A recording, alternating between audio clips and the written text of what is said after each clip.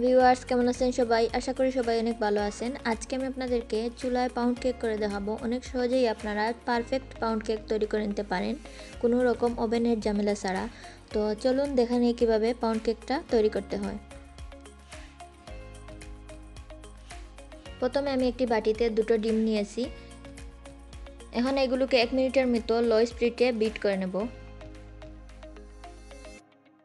আপনাদের কাছে যদি ইলেকট্রিক বিটার না থাকে তাহলে হ্যান্ড উইস্ক অথবা কাঁটা চামচ দিয়ে এটা করতে পারেন। 1 মিনিটের মতো বিট করে নিয়েছি। এখন দিয়ে দিচ্ছি 1/4 কাপ চিনি। এখন চিনি আর ডিমগুলো হাই স্পিডে দিয়েই বিট করে নিচ্ছি।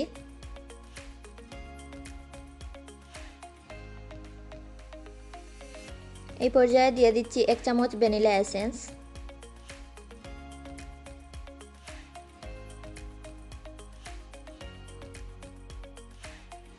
এটা এখন 3 থেকে 4 মিনিটের মতো বিট করলেই হয়ে যাবে।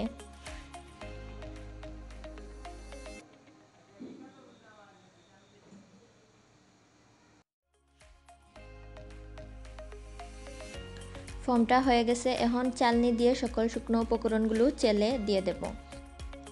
এখন চালনির মধ্যে দিয়ে দিচ্ছি 2/3 কাপ ময়দা। 1/3 কাপ দুইবার দিলেই 2/3 কাপ হয়ে যাবে। সামান্য কিছু লবণ, 1 চামচ বেকিং পাউডার। এখন এগুলোকে চালনি দিয়ে চেলে দিয়ে দিচ্ছি। অবশিষ্ট অংশগুলো ফেলে দেব। এখন একটি স্প্যাচুলার সাহায্যে আলতো হাতে মিশিয়ে নিচ্ছি।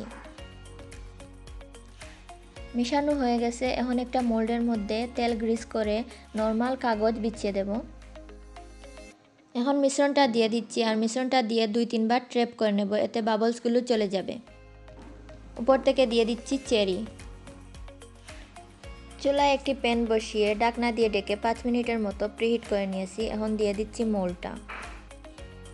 চুলার আঁচ কমিয়ে এখন এটাকে আধা ঘন্টার জন্য রেখে দেবো ঢাকনা দিয়ে ঢেকে। আধা ঘন্টা পর একটা কাঠির সাহায্যে দেখে নিচ্ছি কেকটা হয়েছে কিনা। কেকটা হয়ে গেছে। তো দেখলেন তো, অনেক সহজেই হয়ে গেল পাউন্ড কেক। যদি আমার আজকের এই ভিডিওটি ভালো লাগে তাহলে আপনার ফ্রেন্ড অ্যান্ড ফ্যামিলির সাথে শেয়ার করবেন। পাশে থাকা বেল আইকনটি ক্লিক করে রাখবেন।